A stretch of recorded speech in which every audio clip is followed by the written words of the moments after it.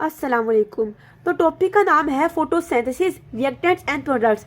ये देखिए यहाँ पर मैंने फोटोसिंथेसिस की इक्वेशन मेंशन की है। इसमें से आपने क्या करना है कि रिएक्टेंट्स और प्रोडक्ट्स फोटोसिंथेसिस के फाइंड करने हैं, ठीक है। असल में ये रिएक्शन लेफ्ट से राइट की तरफ जा रहा है, तो यहाँ पर जो भी मेंशन किया होगा उसको आपने कंसीडर कर लेना है कि रिएक्टेंट है, और जो यहाँ पर आएगा रिएक्शन के बाद वो हमारे पास क्या होगा, प्रोडक्ट। ये देखिए, तो CO2 और H2O मिला क्लोरोफिल और सनलाइट की प्रेजेंस में, तो हमें देता है ग्लूकोज, साथ में ऑक्सीजन, ठीक है। तो हम कह देते हैं कि फोटोसिंथेसिस की रिएक्टेंट्स में हमारे पास आता है कार्बन डाइऑक्साइड एंड वाटर, और प्रोडक्ट्स में आता है ग्लूकोज, साथ में ऑक्सीजन। जब इसी इक्वेशन को स्टडी करना है राइट से लेफ्ट की तरफ, यानी कि जब फोटोसिंथेसिस का रिवर्स पढ़ना है, तो हमारे पास आता है रिस्पायरेशन, ठीक है। असल में जो प्रोडक्ट्स थे फोटोसिंथेसिस के वो बन जाएंगे रिएक्टेंट रिस्पायरेशन के, क्योंकि हमने उल्ट करना है ना।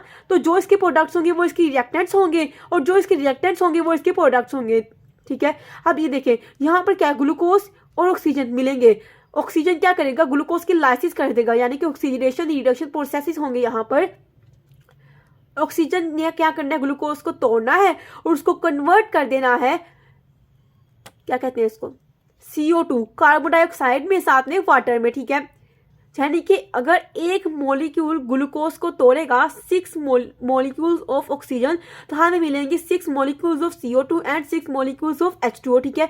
तो यहाँ पर हम क्या करते हैं, कंक्लूड करते हैं कि रिस्पायरेशन की रिएक्टेंट्स में हमारे पास आता है ग्लूकोज, साथ में ऑक्सीजन, और प्रोडक्ट्स में क्या आता है, क्या कहती है इसको, CO2 साथ में H2O, यानी कि कार्बन डाइऑक्साइड और वाटर क्या है, रिस्पायरेशन के प्रोडक्ट्स हैं, ठीक है। अगर हम देखें रिस्पायरेशन और फोटोसिंथेसिस होती कब है, यानी कि जिंदगी में हर एक प्रोसेस का होने का एक खास वक्त मुकर्रर होता है। इसी तरह फोटोसिंथेसिस और रिस्पायरेशन भी क्या होती है, एक खास वक्त पर होती है, ठीक है। अगर हम देखें तो फोटोसिंथेसिस डे में होती है, सिर्फ डे में। क्यों? क्योंकि डे में क्या होता है, लाइट मिलती है, और नाइट में नहीं होती फोटोसिंथेसिस, क्योंकि नाइट में क्या होता है, सन नहीं होता, ठीक है। सन की लाइट नाइट में अर्थ पर नहीं आती, इसलिए फोटोसिंथेसिस सिर्फ डे में होती है। जबकि रिस्पायरेशन यानी कि सांस तो हम हर वक्त लेते हैं ना, सांस लिए बगैर क्या कोई इंसान जिंदा रह सकता है? नहीं बेटा, नहीं। इसलिए तो हम कहते हैं कि रिस्पायरेशन डे और नाइट दोनों में होती है। अगर मैं इनके प्रोडक्ट्स में एक गैस की बात करूं जो इवॉल्व होती है, यानी कि अगर मैं फोटोसिंथेसिस के प्रोडक्ट्स की बात करूं, तो यहाँ पर कौन सी गैस है जो इवॉल्व हो रही है, कौन सी हो रही है, ऑक्सीजन हो रही है। कैसे? अब ग्लूकोज तो गैस नहीं है ना, ग्लूकोज तो क्या है, एक सब्सटेंस है जो बाद में सुक्रोज में कन्वर्ट होता है। जबकि ऑक्सीजन क्या है, गैस है जो हमें मिलती है फोटोसिंथेसिस में। अगर रिस्पायरेशन की बात करें तो उसमें हमें मिलता है कार्बन डाइऑक्साइड, यानी कि रिस्पायरेशन में क्या होता है कि हमें कार्बन डाइऑक्साइड इवॉल्व होती है, फोटोसिंथेसिस में ऑक्सीजन।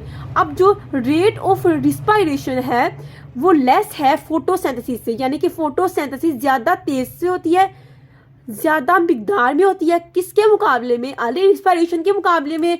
हम तो डिफरेंस इन दोनों का कर रहे हैं, ठीक है। अगर आप इसको देखें, इसकी डिटेल में जाएं, तो आपने कभी देखा है कि जब सूरज गरूब हो रहा हो और चांद आ रहा हो, या चांद जा रहा हो और सूरज आ रहा हो, तो इस पॉइंट को हम कहते हैं डार्क डस्क। यहाँ पे क्या होता है कि रेट ऑफ रिस्पायरेशन इक्वल हो जाता है रेट ऑफ फोटोसिंथेसिस के, यानी कि जितनी मिकदार में रेट ऑफ रिस्पायरेशन होती है उतनी ही मिकदार में रेट ऑफ फोटोसिंथेसिस होती है, ठीक है। ऐसा क्यों होता है? इसमें ऐसा इसलिए होता है कि auto release from photosynthesis is just equal to amount required by respiratory cells, यानी कि रिस्पायरेटरी सेल्स को यहाँ पर क्या है, यानी कि ये देखें, इन चीज़ों को मिलाकर क्या करना है, रिस्पायरेटरी सेल्स ने रिस्पायरेशन करनी है। जितनी मिकदार O2 की हमें चाहिए रिस्पायरेशन के लिए, जितनी मिकदार O2 की हमें चाहिए रिस्पायरेशन के लिए, सिर्फ उतनी ही हमें मिलती है फोटोसिंथेसिस के फॉरवर्ड रिएक्शन से, ठीक है।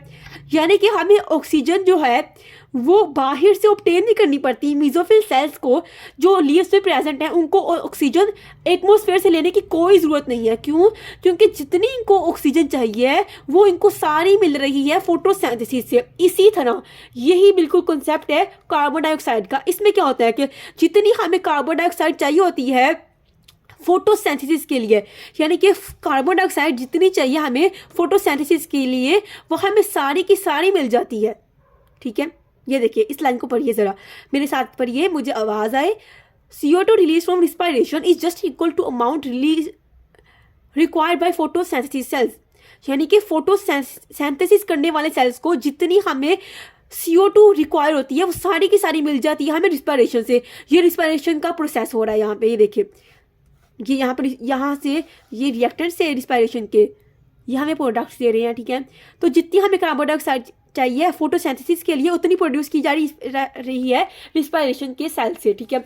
तो हम कह देते हैं कि हमें एटमॉस्फेयर से ना तो कोई गैस लेने की ज़रूरत है, ना ही हमें कोई गैस क्या करने की ज़रूरत है, लेने की ज़रूरत है, ना ही कोई भेजने की ज़रूरत है, क्योंकि जितनी हमें चाहिए थी उतनी हमें फोटोसिंथेसिस से मिल रही थी, और जितनी चाहिए थी हमें रिस्पायरेशन के लिए वो भी हमें मिल रही थी, ठीक है। तो हम कह देते हैं कि इसका नतीजा क्या होता है, इसका नतीजा ये निकलता है कि no exchange of gases between leaves and atmosphere, यानी कि लीव्स के मीजोफिल सेल से और एटमॉस्फेयर से ना ही कोई गैस अंदर जाती है ना ही कोई बाहर आती है। आसान लफ्जों में हम कहते हैं कि ना इंपोर्ट होती है ना एक्सपोर्ट होती है, ठीक है। इस पॉइंट को हम क्या कहते हैं, इसको हम कहते हैं कॉम्पेंसेशन पॉइंट। क्यों? इसमें क्या होता है कि दोनों पॉइंट्स फोटोसिंथेसिस और रिस्पायरेशन अपने आप को कॉम्पेंसेट कर रहे हैं। ये अपने रिएक्टेंट उसको देता है, ये अपने प्रोडक्ट उसको देता है, इस तरह दोनों क्या करते हैं, कॉम्पेंसेट कर लेते हैं। देखिए अब अपने फोटोसिंथेसिस की इक्वेशन को एक दफ़ा फिर नोट करना है, ठीक है। इसको गौर कीजिए इस पर। ये क्या है, कार्बन डाइऑक्साइड, वाटर मिला, हमें दिया ग्लूकोज, साथ में ऑक्सीजन। हमें पता है ये ग्लूकोज सुक्रोज में कन्वर्ट हो जाता है प्लांट में, और फिर क्या करते हैं आगे जाके मेटाबॉलिक प्रोसेसेस में इस्तेमाल होता है। जबकि अगर हम इस ऑक्सीजन के 6 मॉलिक्यूल्स को देखें तो हम कहते हैं ये कहाँ से आए, कहाँ से आए और गए कहाँ। हमें गए कहाँ का सवाल का जवाब मिल जाता है कि ये एरोबिक रिस्पायरेशन में इस्तेमाल होती है। अब एरोबिक रिस्पायरेशन क्या है, इसे हम कहते हैं respire in the presence of oxygen, यानी कि सांस लेना ऑक्सीजन की प्रेजेंस में, ऑक्सीजन की मौजूदगी में सांस लेने को कहा जाता है एरोबिक रिस्पायरेशन, ठीक है। हमें ये पता लग जाता है कि ये एरोबिक रिस्पायरेशन में हेल्पफुल है, एसेंशियल है। तो ये आती कहाँ से है, ठीक है। 2 सवाल थे ना कि ये आई कहाँ से और इस्तेमाल कहाँ होती है, दूसरे का जवाब मिल गया जबकि पहले का हमें नहीं मिला। तो इस सवाल का जवाब देने के लिए एक साइंटिस्ट आया, क्या नाम था उसका, पढ़ के सुनाइए, ये लिखा वैन नील। इसने क्या किया, हमें एक हाइपोथेसिस दी। इसने कहा कि water is the main source of oxygen and hydrogen after splitting, यानी कि आप वाटर के मॉलिक्यूल को जब भी तोड़ते हैं, दिन में तोड़े रात में तोड़े, हमें मिलता है ऑक्सीजन साथ में हाइड्रोजन। इस तरह इसने कहा, इस तरह इसने अपनी हाइपोथेसिस बनाई कि वाटर क्या है, मेन सोर्स है ऑक्सीजन और हाइड्रोजन का, ठीक है। फोटोसिंथेसिस में अगर हमें चाहिए ऑक्सीजन और हाइड्रोजन तो हमें वो सिर्फ मिलेगी किससे, वाटर से। यानी कि ये एक तरह ये कहना चाह रहा था कि आपने जो इस ऑक्सीजन का सवाल किया है कि ऑक्सीजन कहाँ से आ रही है, हमें मिल रही है वाटर से, क्योंकि इसने कहा है कि वाटर मेन सोर्स है ऑक्सीजन और हाइड्रोजन का। तो ये ऑक्सीजन ये कहना चाह रहा है ये साइंटिस्ट के हमें मिल रही है वाटर से, ठीक है। इसके लिए इसने एक ना क्या कहते हैं, हम कह सकते हैं कि एक्सपेरिमेंट भी किया, ठीक है। आप उसको देख लें। इसने क्या किया, असल में जो इसकी हाइपोथेसिस थी ना वो बेस्ड थी प्रोकैरियोटिक फोटोसिंथेसिस में, ठीक है। यानी कि अब जो इसने अपनी हाइपोथेसिस को प्रूव करना है वो इसने किया था प्रोकैरियोटिक फोटोसिंथेसिस की बेस पे, ठीक है। इसने क्या किया, एक आइसोटोप लिया ऑक्सीजन का जो था O18-2। असल में जो हम ऑक्सीजन इंस्पायर कर रहे हैं, जो हम इनटेक कर रहे हैं, अभी मेरे से भी हो रही है, आप भी कर रहे हैं, हर वक्त हम करते हैं, वो कौन सी होती है, वो ऑक्सीजन का वो आइसोटोप होता है जिसके साथ O16 होता है। जबकि इसने क्या किया, एक O18 ऑक्सीजन का लिया इसने आइसोटोप, और उसको क्या किया, यहाँ पर कार्बन डाइऑक्साइड में कार्बन के साथ जोड़ दिया, ठीक है। जबकि जो आम वाला नॉर्मल मॉलिक्यूल था ऑक्सीजन का उसको हाइड्रोजन के साथ जोड़ दिया। जब इन दोनों ने रिएक्शन किया तो जो O18 वाला था वो आके जुड़ गया O16 के साथ, सॉरी ऑक्सीजन के साथ, ठीक है। तो इसने देखा कि जो O16 था वो कहाँ जा रहा था, ऑक्सीजन का मॉलिक्यूल दे रहा था। तो इस तरह पता लगता है कि O16 वाला जो ऑक्सीजन का मॉलिक्यूल है ये कहाँ से आया, हाइड्रोजन और ऑक्सीजन की कॉम्बिनेशन से जो मिलके बना रहा था वाटर। यानी कि एक तरह से ये बंदा ये बताना चाह रहा था कि ये ऑक्सीजन के मॉलिक्यूल्स कहाँ से मिल रहे हैं, वाटर से। क्यों? क्योंकि यहाँ पर जो ऑक्स के साथ नॉर्मल मॉलिक्यूल था 16 वाला वो जा रहा था ऑक्सीजन के मॉलिक्यूल्स में। तो इसी तरह इसने एक और इसी रिएक्शन को ज़रा रिवर्स करके देखा। इसने अब क्या किया, कार्बन के साथ नॉर्मल ऑक्सीजन का मॉलिक्यूल लगा दिया जो कि था O16, और हाइड्रोजन के साथ क्या कर दिया, लगा दिया इसने O18, ठीक है। अब जो O18 है वो कहाँ जाएगा आप बताएं, क्योंकि आपने पहले स्टेप से पढ़ा कि ये जो ऑक्सीजन है ये हमें मिल रही है वाटर से, ठीक है। अपनी हाइपोथेसिस को इस बंदे ने प्रूव कर दिया कि ये ऑक्सीजन हमें मिल रही है वाटर से। अब यहाँ पर जब इसने H2O के साथ 18 वाला आइसोटोप का मॉलिक्यूल लगा दिया तो ये 18 वाला मॉलिक्यूल आ जाएगा हमारे पास ऑक्सीजन में। कहाँ आ जाएगा? ऑक्सीजन में। ग्लूकोज में नहीं जाएगा ये 18 वाला। जबकि ग्लूकोज में जो ऑक्सीजन आती है वो आती है कार्बन डाइऑक्साइड से, और जो ऑक्सीजन एंड पर आती है वो हमें मिलती है वाटर से। तो इस तरह इस बंदे ने प्रूव कर दिया कि यहाँ पर ऑक्सीजन मिल रही है वाटर से, यहाँ पर भी ऑक्सीजन मिल रही है वाटर से। ठीक है, अब ये जो ऑक्सीजन के मॉलिक्यूल्स हैं, ठीक है, ये कहाँ यूज़ होते हैं? ये एटमॉस्फेयर में चले जाते हैं और एटमॉस्फेरिक ऑक्सीजन बना देते हैं। क्या करते हैं? एटमॉस्फेरिक ऑक्सीजन बना देते हैं, जिसको हम रिस्पायरेशन में यूज़ करते हैं, रिस्पायर करते हैं हम इसकी मदद से। अब यहाँ पर आइए, यहाँ पर एक बहुत इंपॉर्टेंट पॉइंट है। यहाँ पर क्या कहता है वो?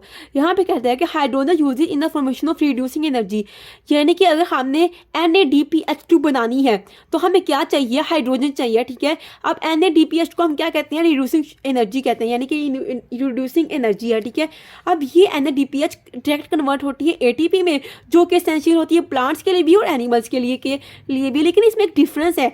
प्लांट्स में क्या होता है कि हमारे पास मौजूद होता है NADP पॉजिटिव, यानी कि NADP पॉजिटिव के साथ जब हाइड्रोजन जुड़ता है तो वो हमें देता है NADPH। जबकि प्लांट्स में ऐसा होता है, जबकि एनिमल्स में क्या होता है कि हमारे पास यहाँ पे फॉस्फेट नहीं होता, निकोटीन एडेनिन डाई न्यूक्लियोटाइड के साथ। यहाँ पर हमारे पास ये 3 होते हैं। जब इन 3 के साथ हाइड्रोजन चौथा बनकर जुड़ता है तो हमें मिलता है NADH। प्लांट्स और एनिमल दोनों में क्या किया जाता है कि NADPH और NADH को डायरेक्ट कन्वर्ट कर लिया जाता है ATP में, यानी कि एनर्जी करेंसी ऑफ सेल में। ठीक है, तो ये था हमारा आज का टॉपिक, इसको आप याद कर लीजिए और आपके नंबर नहीं कटेंगे।